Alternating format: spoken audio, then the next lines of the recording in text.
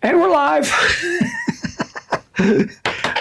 It's been 2 weeks since I've been here, so I'm just like out of practice. So welcome to RockSim Live.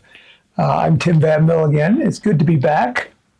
I got my cameras going here. I got my monitor going here so I can see if anybody's in the room. Where have I been for the last 2 weeks? 2 weeks ago was NARM. So that was the back end of NARM. And so that NARM started on Friday evening, and I was there that Friday. And then it went through the following week, and it ended on Friday. And I was out on the launch field launching rockets, and we were doing, by that time of the day, the NARM was actually over, but I was still traveling back, and I was wiped out. It was a great NARM. Saw a lot of great friends. We launched a lot of rockets. We crashed a lot of rockets. I just had a lot of recovery failures, shock cords breaking and things like that, following up. I had a helicopter rocket that the shock cord got wrapped around the blades. That doesn't help. But overall, it was fun and it was enjoyable. We learned a lot. We had a good time. And then I got back, and I was back the next week. And then on Friday, I had to take my daughter down to Texas, back to college. So she's now a sophomore. And she was there with me at NARM for the whole time, which was great. It was daddy-daughter time the whole week. And so it was awesome. And now we're back again. So that was a quick trip. I went on Friday and I got back on Sunday.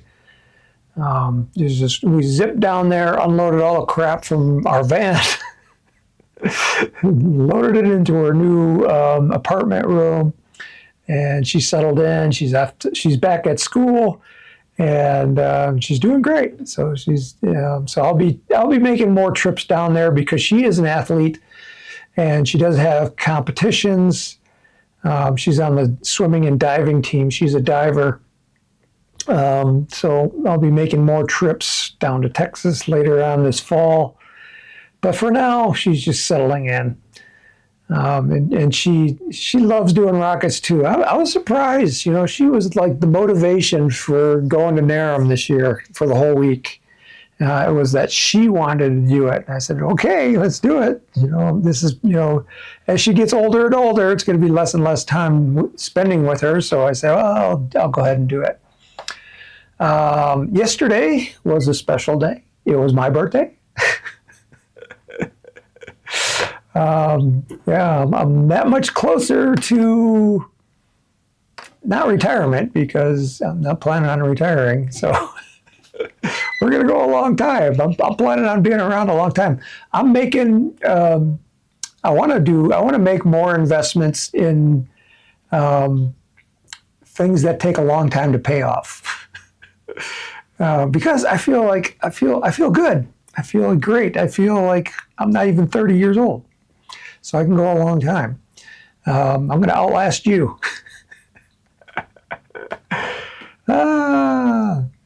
So we have in the room, we have Carlos is here from Marietta, Georgia, Alfred Indy from Michigan. So hopefully my computer keeps cutting in and out. Hopefully it stays on long enough for you to watch it. Okay, so let's do a screen. Okay, so here's RockSim. Let me open up a browser. Bring that in here. Okay, so if you're on the Apogee website, it's apogeerockets.com. If you're new to RockSim, go to this scrolling banner bar here, and you'll see the RockSim banner. You'll click on that, and that takes you where you can buy it. But if you scroll down a little bit, there's quick information. Do you want specific information about RockSim? Click here. You want to download that 30-day trial? Click there. Free video tutorials, to click there. The system requirements. Do you want to do a site license for the American Rocketry Challenge? You can click there. If you want to upgrade, if you have an older version, older means version 10 or older, you can upgrade. I think where our upgrade is $35, and that goes all the way back to RockSim 1, and we're on RockSim 11 right now. And if you go back here to the how-to and guides menu, and then come down here to software, what we're doing right now is the RockSim live training, which is right there on my screen. If you click on that, it'll take you to the episodes, and we're on episode 176, and today is August 23. So we skipped a couple of weeks because, as I said, I was out. But this is where you can find the previous things. And Alfred Indy's question, he was looking for how to print fins. So what you do on this page is do a Control F, and it will bring up a Finder window. And you can type in what you want to look for. Print fins. There's 6 things that start with the word print, so we'll scroll through them. And this is how to print out a list of your simulations. The next one is how to print simulations table smaller. How do you print out a 3D nose cone, which is pretty close. How do you print out a transition shroud? How to turn off print to PDF instead of printing directly to a printer. So this could be useful because he asked, how do you print to a PDF? So you can do that one there, and that's in episode number 14. Holy cow, that was almost three years ago. We've been doing this long? Holy man. And then the final one was right here. Okay, but I'll show you again. So we're in RockSim right now, and I'm going to open up a design so that we can print something out. Let's go with the Skymetra, and we'll open that. And that brings up the Skymetra right here. And so say you want to print the fins. Now there's a couple ways to do this. My favorite that I use is, I don't like the print menu so much because it can get confusing. Like, look at all this stuff here. There's a lot of choices to choose from. So what I do is I'll open up the fins. So you hit the Rocket Design Components tab right here, and then you find your fins. And if you can't find them by going through the parts tree, you can just click on them. It's like, okay, that fin right there. And when you do that, it highlights it in the parts tree, and then you can double click on it, and it will open it up right here. All right, so I'll make this window a little bit bigger for you. Okay, so here's the fin, and down here at the bottom of the screen, you'll see a button that says Export Template. This is the one that I use, so I'll click Export Template, and it's going to ask me where I want to save it, and I'm going to put it on the desktop. And it's going to be the Apogee Skymetra fin set, and you can save it as a file type. And this one is SVG. SVG is Scalable Vector Graphics, which means it's a graphic image like a PDF. And you can open it up in a program like Adobe Illustrator, or on this computer, I have Inkscape, which is a free version, kind of like Adobe Illustrator. So I exported it out, and it told me that it exported it, and it put it on the desktop. So if I go to my desktop, and I go to the desktop here, here's that Skymetra fin shape. Here's Inkscape. So if I open up Inkscape, let's see, and it should open up. I showed you how to use this a couple weeks ago. Where was that episode? Let me find Inkscape.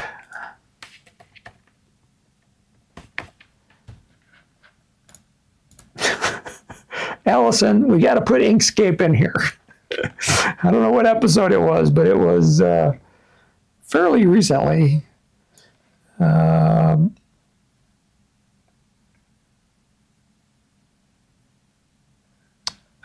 it was, we were talking about graphics, adding graphics to a parachute. I was doing decals. So, but anyway, now that it's opened, so here's Inkscape, and I'm going to say open, and I'm going to go to my desktop, and I don't like this format of this Finder window, so here it is. And so that's what it looks like. And I'll say open, and then it should open it up in Inkscape. So if you have Corel Draw, that will also be a vector program. A lot of laser cutters use Corel Draw because that's the Windows version. So this is in a 100% format. So this is ready to actually send it to a printer. You would just adjust the colors.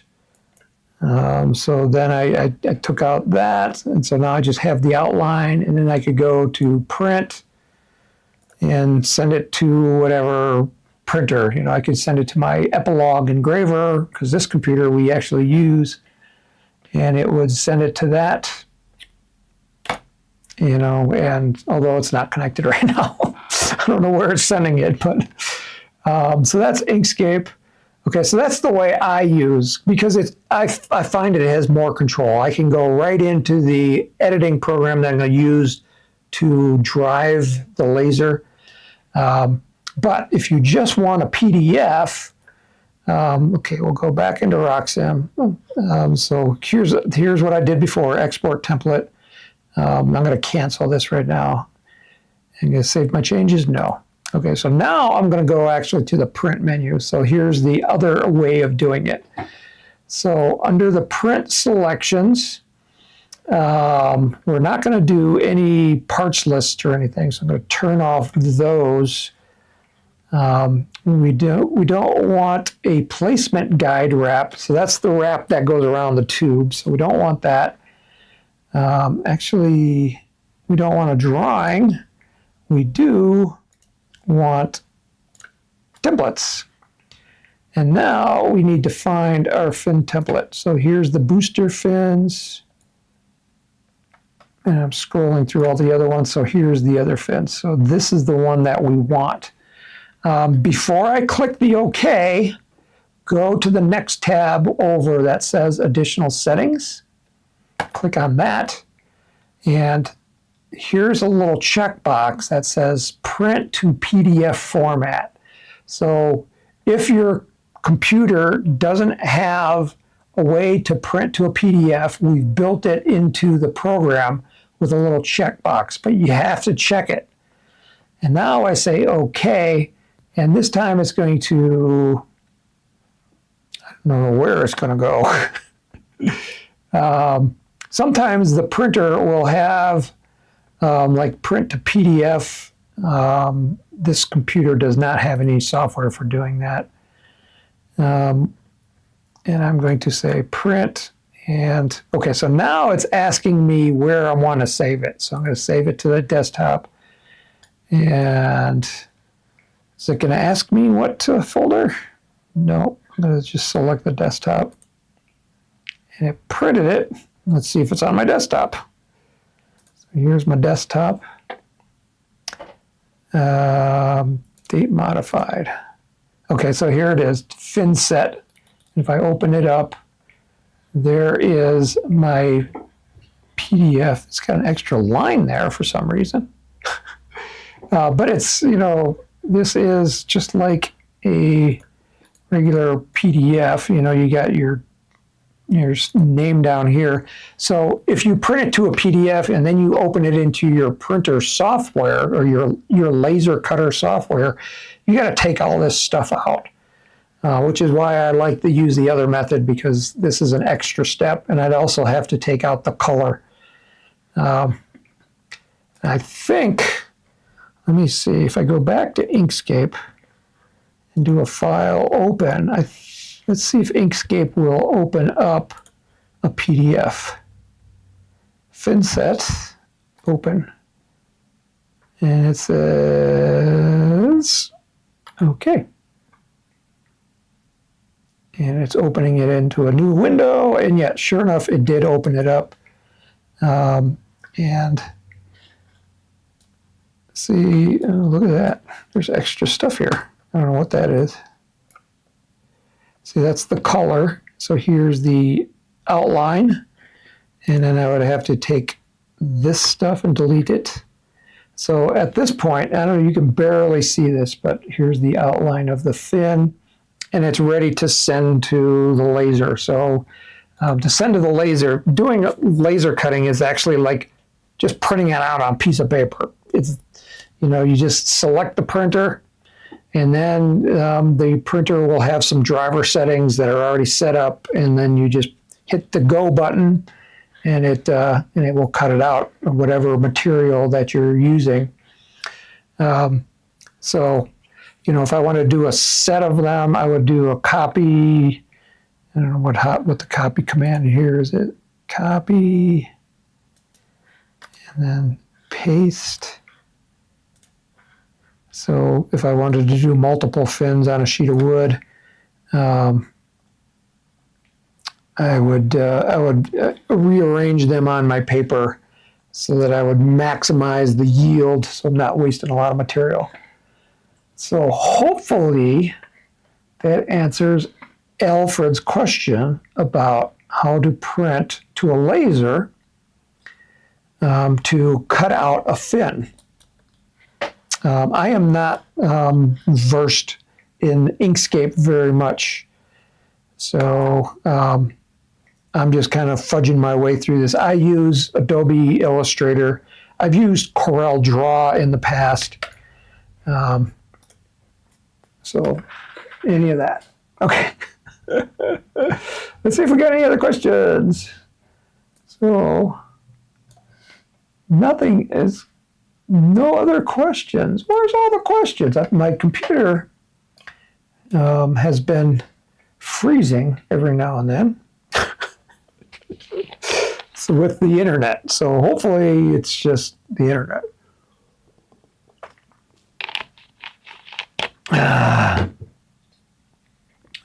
It says chat disconnected. Please wait while we try to reconnect you. Okay. Well, as far as I know, we're still going. Well, so what can I do while I'm waiting? Oh, I had a question from Carlos, and he sent me a PDF, and the PDF was, he had a design that he wanted to do, and he found it in this NACA report. NACA is the forerunner before NASA. And I don't know what the date is on this thing. But he says there was a model in here, right here, and he would like to know how to model that in RockSim. Let's see if I can make that bigger so you can see it. There's got to be a view button here somewhere. Oh, I got to download it. Oh, let's try that. Oh, I did it again. Wrong button. Download it and open the container in the Finder. There it is. Okay, so now I can zoom in. So now I got a zoom button right there.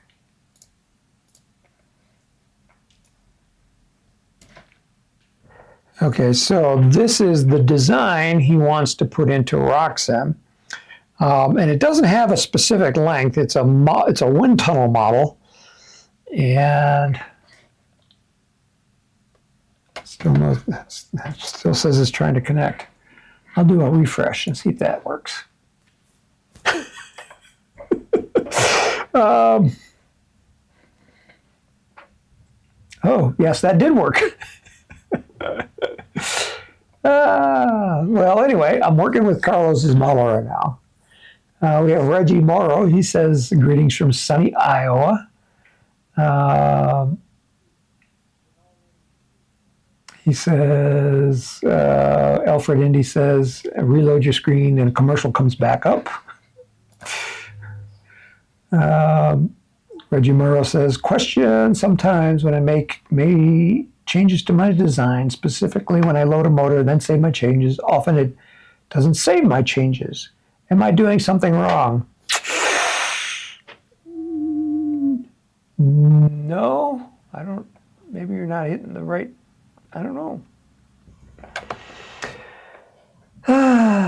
And Carlos says, does RockSim have a preferred grain direction when printing fins? Okay, we'll answer that question as we're designing this rocket, since this is Carlos's same question, because this one is definitely going to need a fin direction. So looking at this design, in my mind, I just see three components. I see a nose cone, I see a tail cone, and I see fins. I see a set of 4 fins. But then internally, we're going to need some other stuff. We're going to need an engine mount tube and a parachute. So basically, this rocket doesn't have an external body tube. It just has a nose cone and a transition tail cone. So let's design that in RockSim. And let's see, open up RockSim. There we go. It's over here. Okay, so we're going to design a new rocket. So we're going to click the new button over here in the top corner. Do I want to save my changes to this old one? No. Okay, so when we design a rocket, we go across the tabs here at the top. So we're going to do the design attributes, and let me close that. Where's that? I'm looking for that PDF. Let's see if I can get the name of this rocket. The MR-10. MR-10. So that's going to be my rocket name. MR-10. So model rocket number 10. We're going to use the RockSim stability. It's a single stage, and the static marger reference is going to be the base of the nose cone, which is fine. Okay, so now we're going to start adding components. So we'll add a nose cone first. And what we need to decide is how big this thing is going to be.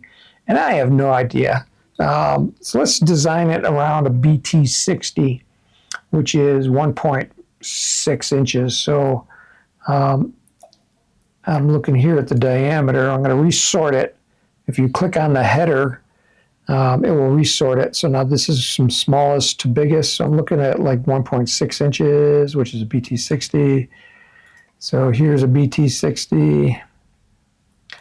Apogee PNC 41.6. I'll click on that.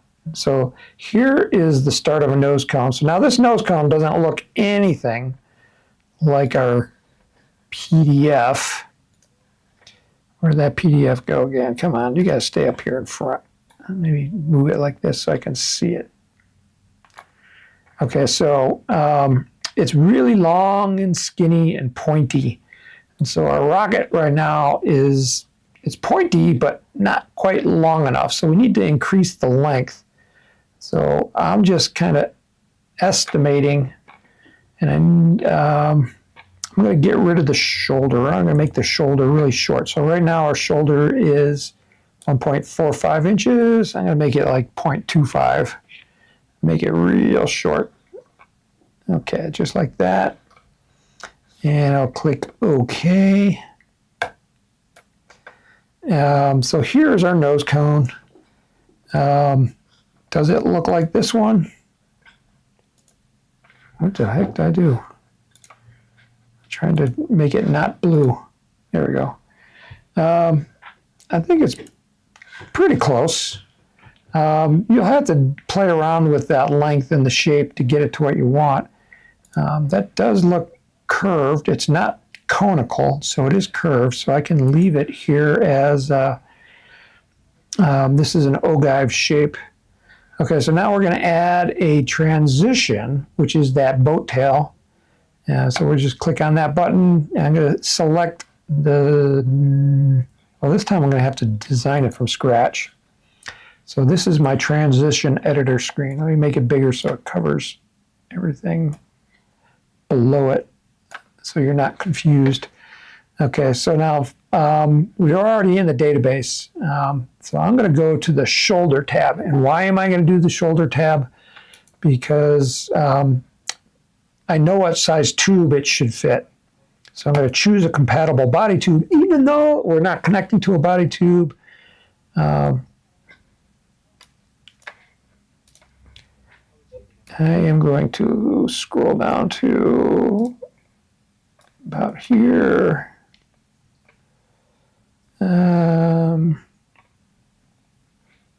Okay, so it's going to be that tube. And what it did was it gave me a shoulder, and so you're seeing the shoulder right there. But now I'm going to clear those shoulder values. And even though I cleared it, when I go to the general tab here, I still have a front diameter, and that's what I wanted. I wanted to have that front diameter. And now the rear diameter, looking at this rocket again. Oh, I just closed it.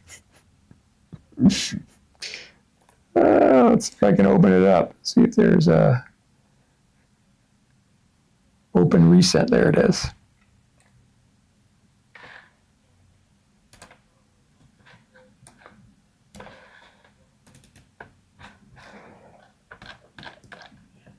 Okay, zoom in again.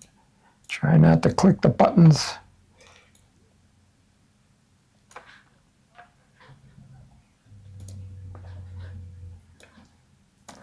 Okay, so there's the shape we're trying to create. So I'm going to say we're going to go down to a BT50 tube. Okay, so let me put that X off the screen so I don't click it again. Okay, so the rear diameter is a BT50. So again, I can go to the shoulder, choose a compatible body tube, and BT50 is a 24 millimeter tube. And again, it created the shoulder value, but I don't need that. So I'm going to clear the shoulder values and then go back to the general tab, and it tells me my rear diameter right here. So now I just need to change the length. You can see I'm stretching it out. This is conical, so it doesn't match our drawing because our drawing shows it as a, again, nice and curved. So I'm going to change the shape either to an ogive. That's not too bad right there. And we need to select the material. Man, I'll probably make this out of, if I was making it, I'd probably make it out of plastic. I'd probably 3D print it. So I'm going to use polystyrene. I'm going to make it hollow. You give it a wall thickness. My wall thickness is 0.05. Hit the tab key. That's not too bad. And the color, let's make the colors, change the 3D color. Let's make it like silver looking. So I'm going to choose a color like that. And for the 2D color, make it green, orange. All right. Okay, so this is my transition, and I like it. So I'll click OK. If I look at it in 3D, okay, so I got a blue nose cone and a silver tail cone. So if I wanted to change that nose cone to the same color, I don't remember what color that was. So I'm just going to guess. And the 2D color, make that one pinkish. That's not too bad. All right, so maybe this tail cone is a little bit longer. It kind of looks like the maximum thickness is right at half the length. So my tail cone should be half the length of my nose cone. So I'm just going to squeeze it down a little bit. Click OK. Okay. Now, let's go back to 2D. Now I'm going to add fins to this, and these are regular trapezoid fins. Even though it's curved here, when we draw it, it will automatically curve it to our transition. So I'm going to hit on the fins. It looks in the database. I'm going to exit out of the database. Can I make this bigger? There we go. Okay, so right now it's putting the part at the front of the owning part. I'm going to change that to the rear, to the base. And I make it 0, hit tab, and it's still a little bit confused. So now we're going to just start changing these sliders. And I know there's 4 fins. And let's see, let's start with the root chord. And I don't know, let's see what it looks like at 2 inches. Ooh, 2 inches is actually pretty good. So I'll make my tip chord also 2 inches.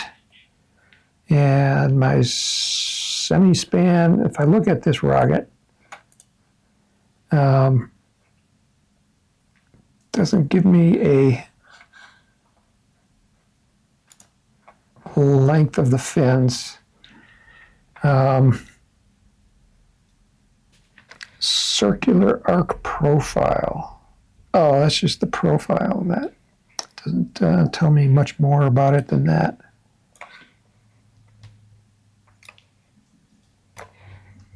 No, it tells me 0.09 of the radius. 0.09 times L. So whatever the L is, our total length, 29 or 21 times 0.09. So 21 inches long times 0.0997. So our span is, or the radius is 2.09. So semi-span is 2.09. I think we'll have to go half of that, 1.005. No, I think 2.09 was correct.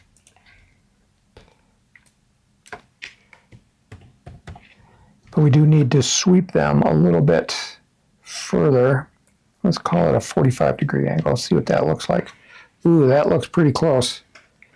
And you can see that it matched the curvature here. It says these are balsa and they're 1/8 inch. I can live with that. I can make them airfoiled. And let's see, 3D. So this is the new feature in RockSim in version 11 is you can change that airfoil. Actually, I like that airfoil, so I'm going to leave it at the default settings. The only thing I don't like is that I'm not totally here close to the back.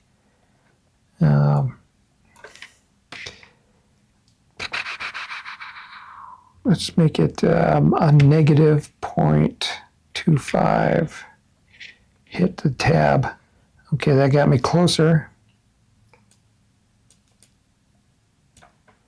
Sometimes you just have to fudge things a little bit to make them work. Okay, I can live with that.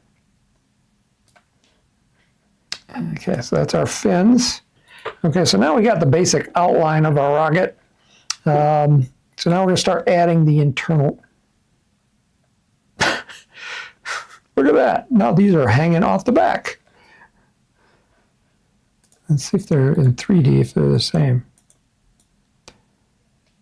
There's a little bit of math issue going on here between my 2D fins and my 3D fins. Have to take a look at that. Anyway, let's add the internal parts. So I'm going to click on my transition and I'm going to put an inside body tube in there. And again, it's looking in the database and I want a 24 millimeter tube. So that's BT50 size. You can see it's hanging out the back end. Let me make this bigger for you.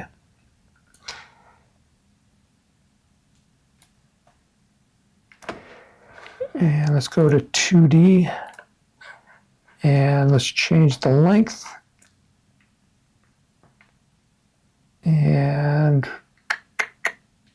I'm going to make it that much shorter. I'm going to say from the base of the owning part, let's make it 0 inches. Hit tab. Let's make this a negative 0.25. I need to hang it out the back a little bit so I can put an engine hook on it.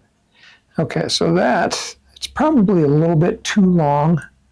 We can make it shorter. Let's make it 3.5 inches. Okay, I can live with that. Let's change the color. In 2D, we'll make it that, or 3D. And in 2D, we'll make it purple.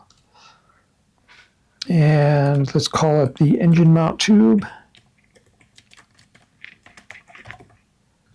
And this is a motor mount, and it's going to be 24 millimeter motors. Let's load an engine, because I always want to load an engine just so that it moves the center of gravity back so I can tell if this rocket is stable or not. And just click OK. Okay, so our center of gravity is right here. The center of pressure is right there. So right now we are stable, and we have a margin of 2.29, which means that the distance these are apart are 2.29 inches times the maximum diameter of the nose cone. So I can live with that, and I'll click OK. All right, let's go back to 2D, and let's go, we need a centering ring there, so if I click on the transition, you'll see that the centering ring button is grayed out, so I can't select it. So if I go to the engine mount tube and I hit on centering ring, now I can select it. And I'm going to click cancel here, because what I want is for RockSim to calculate that centering ring. Okay, so it's not, it wants to put the centering ring on the inside of the tube, and I want it on the outside. So I am going to change that. My inside diameter is going to be the 0.95. I'll make it 0.976, which is the external diameter of the BT50. And let's make it 1.25 inches and see what happens. See, it's not quite there. Let's give it some thickness. This is going to make this one out of cardboard. I'll probably have to wrap it out of paper. So I'll make it a 1/4 inch thick. And that actually is going to be pretty good, because what we're not seeing here is the inside diameter of this transition. And I bet you that's pretty close. And we'll call this one paper as far as the material goes. And the color, it doesn't matter really color, because we're not going to see it.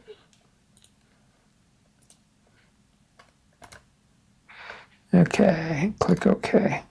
So now we have our centering ring. We're not going to need a rear centering ring, because this is self-centering, because we're dropping it through that transition. But we will need the parachute and a shock cord. I can't put the parachute in the transition. I can't put it in the nose cone. I can only put it into this engine mount tube. So I'm going to add the parachute.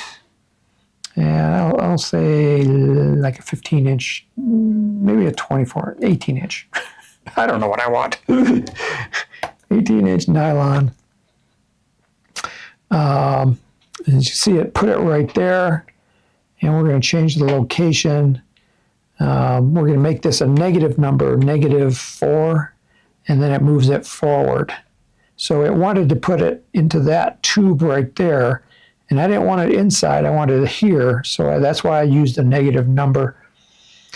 And I'm okay with that. Let's give it some color. And we'll give it like a bright yellow. in 3D, and in 2D, let's make it orange. Okay, so now we have our parachute. We need a shock cord. A shock cord is a mass object, and mass objects I can put almost anywhere. I can even inside of a transition. So I'm going to cancel out of the database because we want to say this is a shock cord under the classification.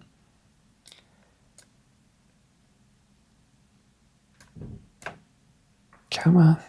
I want to make this bigger so you can see it.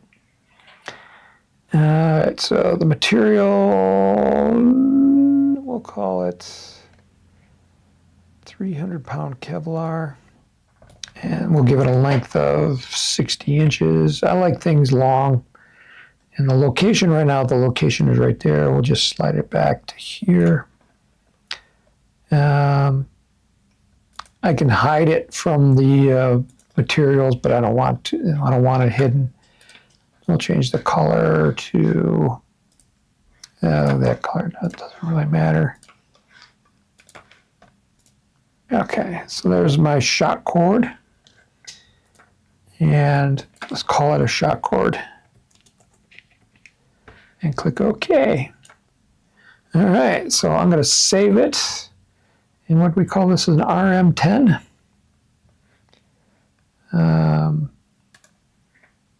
Under designs, do we have just kind of generic ones? Yeah, we'll just throw it in the design folder, and we'll call it a RM-10. Hit save. Okay. All right, so now we're ready to run simulations because basically this is designed. We have a nose cone, a shock cord, a parachute, a rocket motor. Now, we don't have any kind of engine retention on here. This is why I wanted to have that motor tube hang out the back just a little bit. So there's enough piece of tube, and you can't see the tube, but the tube starts right there. So there's just enough tube where I can wrap tape around it. I like to wrap tape around the outside rather than doing friction fit because it's a lot easier to remove it. I don't trust friction fit anyway. They have a tendency to spit the engine at the worst possible time. Oh, what the heck did I do? What is this screen? Anyway, so that is the RM10. And if we launch it, we got an Aerotech E30, flight controls, deploy at maximum ejection delay. Starting state, let's make it a 48-inch launch rod. Launch straight up. Launch conditions 700 feet above sea level. There's no wind. No, there's an 8-mile-an-hour wind. And if we look at the flight profile, so there's our rocket down there, and it takes off. It goes up. It's going to arc over and then just come back down. I'm going to hit cancel there. Let me save this one more time. I always like to look. I like to look at things in RockSim Pro. What we're working on now is RockSim Pro, because eventually we want to get everybody on RockSim Pro rather than RockSim, because it's just so much better. Because of what I'm going to show you now. So I'm going to open that design. If I can find it, there it is, RM10, open it. Again, there's our design. The flight simulation, we ran that E30, and why didn't it not tell me the engine diameter? Let's edit that simulation. It can't find an Aerotech E30T. Okay. Which means that my database for RockSim and RockSim Pro aren't matching. So we'll just reload the engine. I think Aerotech discontinued the E30, which is why I'm not seeing it. Well, I don't know. It says 24 millimeter. Let's try a 7-second delay. Flight events, deploy maximum ejection delay, starting state. What do we say? 48 inches. Launch guide from vertical. It was at 0 before. I'm not sure where this launch site is, but it's 1,600 feet above sea level. Let's do a flight profile. We'll find out.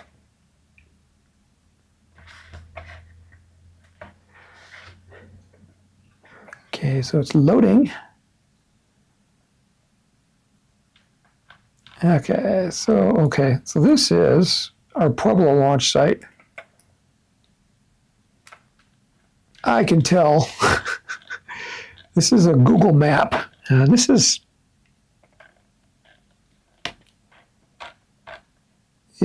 this is fairly current.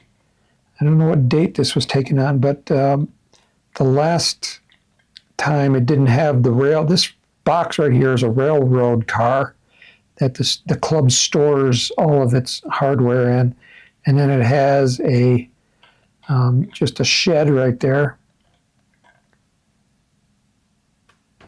This is the A, B, and C pads. These are the high power pads, the H pads. These are the J pads. So right now my rocket is sitting just in front of the H pads.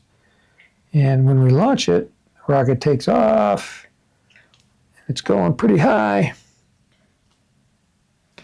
It's we're in meters, 850 meters. Parachute came out, and now it's coming down. And I'll just take the slider and see where it lands. And let me zoom out a little bit. So, holy cow, this landed like, it did that again. It landed in one of our canyons. So, if you are familiar, for those of you that went to Narum and saw our launch site, here to the northwest are a series of canyons. And they don't, in this perspective, they don't look very deep. But when you're down in the bottom of these things, they're, you can't see, and it looks so nice and smooth. That's because Google, the resolution on the terrain is just nice and smooth. But actually, there's drop-offs. So you can get lost down there in those canyons pretty easily. When you go into the canyons, always take water with you. So this is RockSim Pro, and it gives you a lot more information about your rocket because I can actually see the launch site and where it's going to land. So now I know it's going to land in the canyons. So I would probably have to change my launch conditions to make sure that it doesn't do that. Okay, so that was Carlos's first question. Can you design the RM-10? And the answer is yes. And now his next question is, what do you do about, is there a preferred direction on the crane direction when you print out fins? And the answer is RockSim doesn't know. When you print out a fin, you do want it oriented so that the grain direction is parallel to the leading edge. So that's what we use as our rule of thumb here at Apogee Components. We want that grain direction going along that leading edge. That way they don't snap off. If the grain direction is going parallel to the tip edge, they're going to snap off. So we don't want that. So we want the grain going into the wood. So hopefully, I just noticed a commercial popped up. So hopefully the commercial didn't pop up at the same time you had a commercial on your head.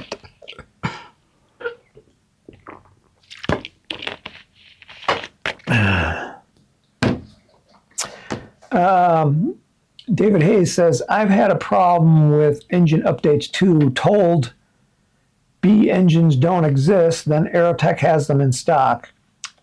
if it RockSim pulls engine from thrust curve, maybe thrust curve isn't up to date. Bingo! Thrust curve is not up to date. Thrust curve has a lot of old motors in it. And those old motors get everything confused. People wanted us to be able to update motors automatically, which we allowed, but we don't control the database. And so a lot of garbage gets sucked in, and we don't control that. Make your requests made known to the people at Thrust Curve. Say, hey, this motor doesn't exist anymore. Can you pull it from your database so that it doesn't automatically get imported into RockSim? That's all we can do. You know, it's user generated, so users have to control it. And David Hay says, why not pull from the manufacturer? Because the manufacturer doesn't make thrust data. They don't make engine files. They send the motors off to be tested, but they don't make engine files either. The NAR and Tripoli don't make engine files. The NAR will create a engine file, but they don't release it as a file. They embed it into a text document. So somebody's got to pull it out. But still, it could be out of date. You know, it could be a motor that has been discontinued. Manufacturers come and go. So because of that, the Rocketeers decided, hey, let's make our own database so things are current. Well, unfortunately, it takes a lot of effort to keep things up to date. Databases are a nightmare. And I really appreciate the work that Thrust Curve does, and I really feel for them. But on the flip side is when new motors become available, they are really quick to get them out. Sometimes they'll be in the database before they're actually released to the public. So they're that quick. Johan says, can you edit engine files yourself by editing a text file? The answer is yes.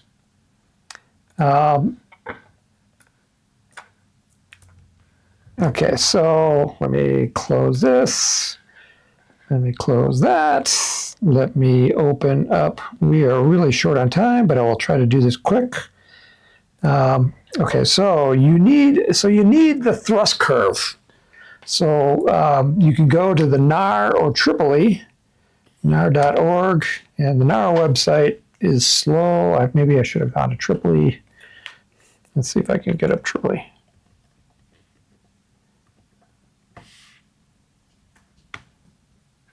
Okay, let's see if they have motor information. It's been a long time since Tripoli motor testing.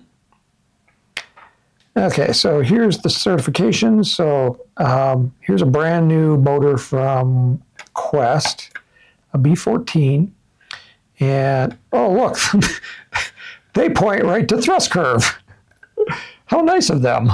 So if thrust curve has it, then RockSim will have it because RockSim will automatically update it.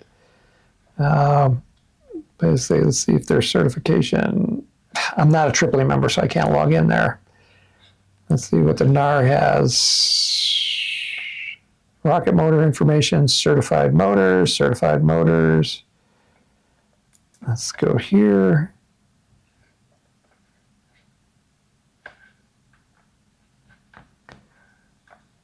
This one was updated just a month ago, which is really nice. And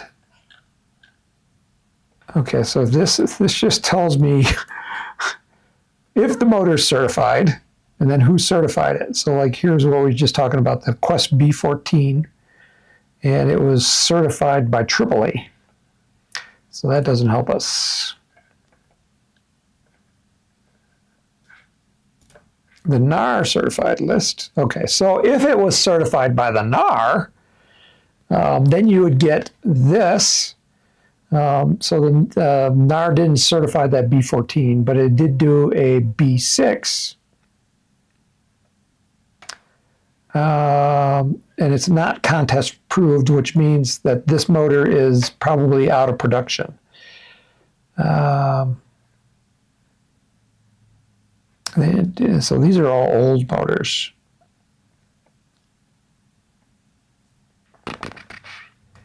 Yeah. Let's try an Estes B6. So if you open this up, so you get the thrust curve, which you need, and then, so this is the data, this is an engine file. So this is a file. So you'd have to copy this information, and then you have to open up a text editor.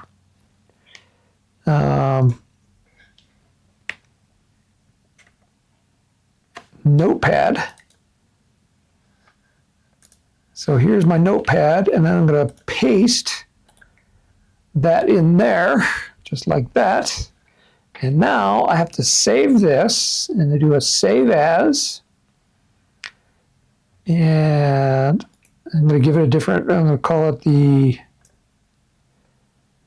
I'll give it a weird name so that we can find it. B6.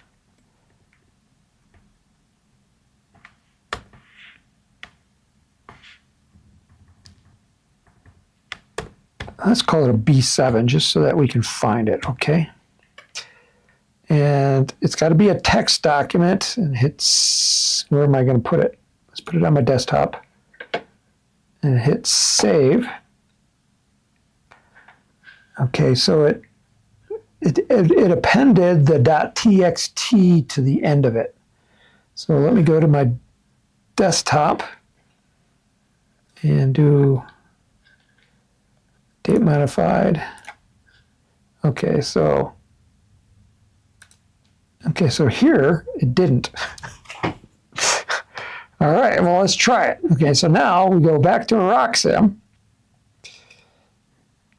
and then we go File, Import, Engine File, and now we have to find that file on our computer, desktop. This is what I was worried about. It's not finding it.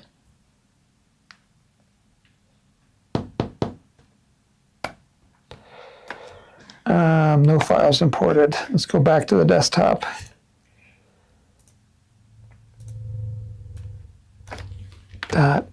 .eng.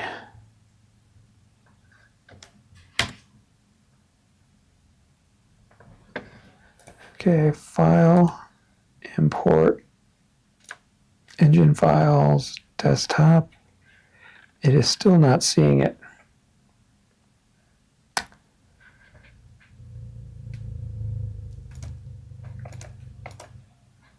It should see .eng. That's what I was afraid of. Yeah, but that is the process. If I could get it to see the file, I could directly import it. And if you wanted to edit the file,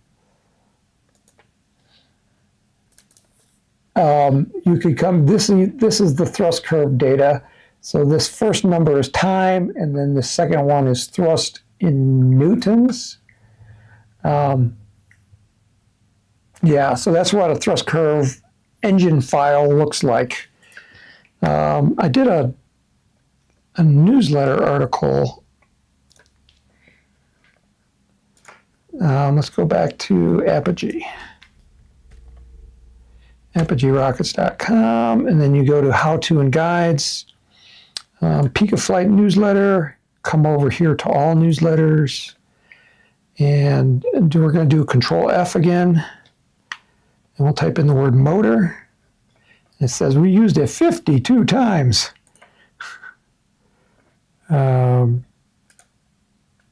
So it's seeing it over here on the right side. Adding motor files to RockSim. Selecting rocket motors, building a hybrid motor. I'm looking for a specific document that I wrote. And it was like, what was in a RockSim motor file? That's what I'm looking for. Cleaning reload motors, cleaning quick way. Quick way to find motors in RockSim. Yeah, we're still more than 8 years ago. Find an injection charge. What is loadable?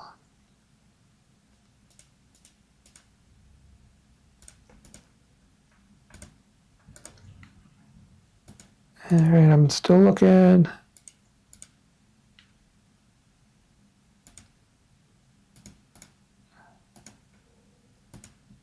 This is how I look for things when people ask me. History of motor analysis and thrustcurve.org. That could be interesting. That was 4 years ago. I swear there was an article. I went through all 52 of them. Maybe that would be a good idea for an article, is what is in a motor file. Editing motor files with a text editor is something you don't want to do.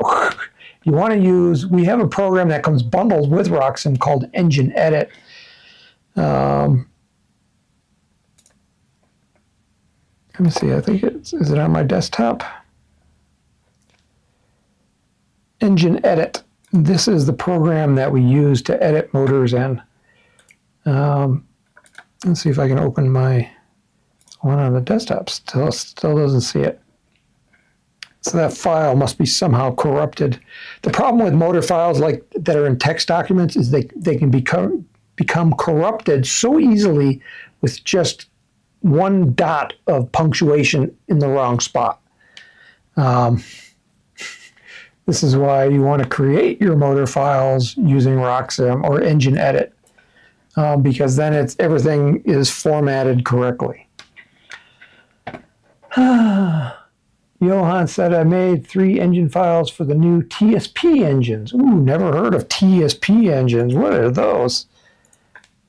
TSP rocket engines.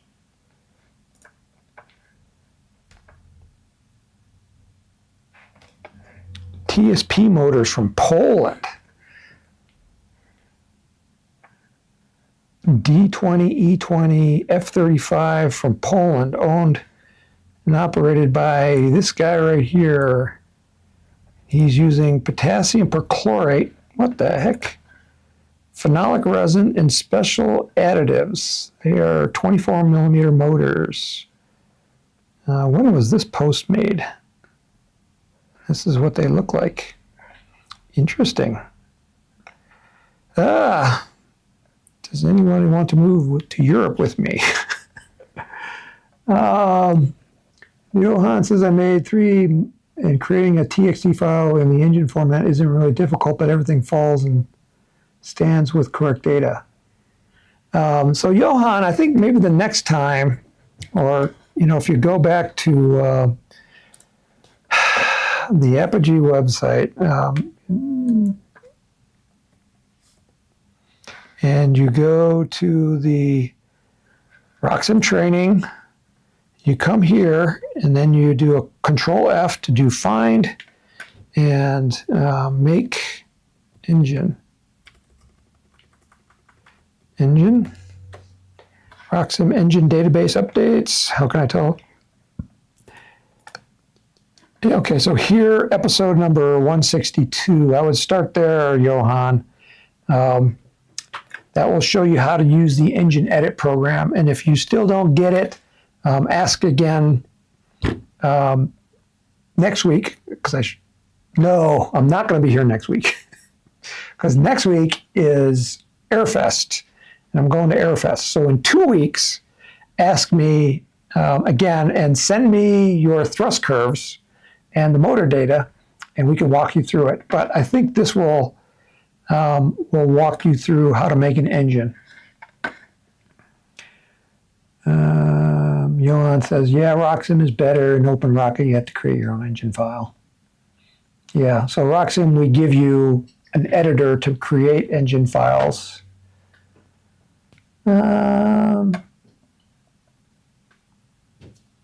All right, so I think that answers all the questions, and we've gone a little bit long, as always.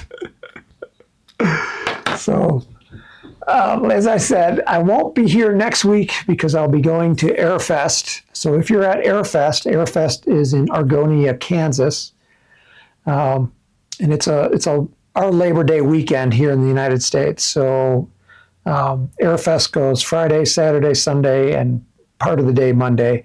I'm probably not going to get there until late afternoon on Friday. So I'll be there Friday, Saturday, and I'll leave Sunday sometime in the day. I'm planning on flying some of our newer rocket kits that we're coming out with. I'm going to do the Nike Hercules and the Invicta.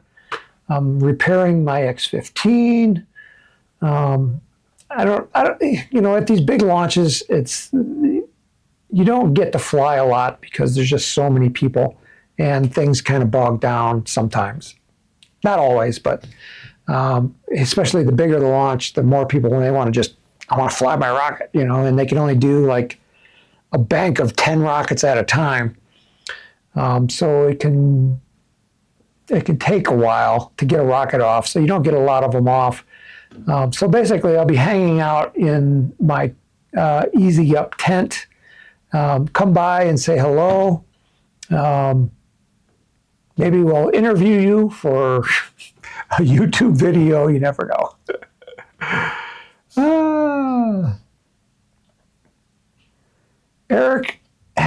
Isaac Hendrickson says, wait, is this the same Apogee components I drive by every day in Colorado Springs? Well, yes, it is. Come on down. We're here from about 9 in the morning until about 4:30 in the afternoon. That's kind of like when we start shutting down. During the day, Monday through Friday, we're closed on the weekends. But you're welcome to come through, and you can shop while you're here, pick up some rockets, pick up a lot of rockets. There's a lot to choose from. So thanks again for being here. I'm going to be off next week, so we'll be here in 2 weeks. And until then, let's give a countdown and launch. So in 5, 4, 3, 2, 1, go out and launch.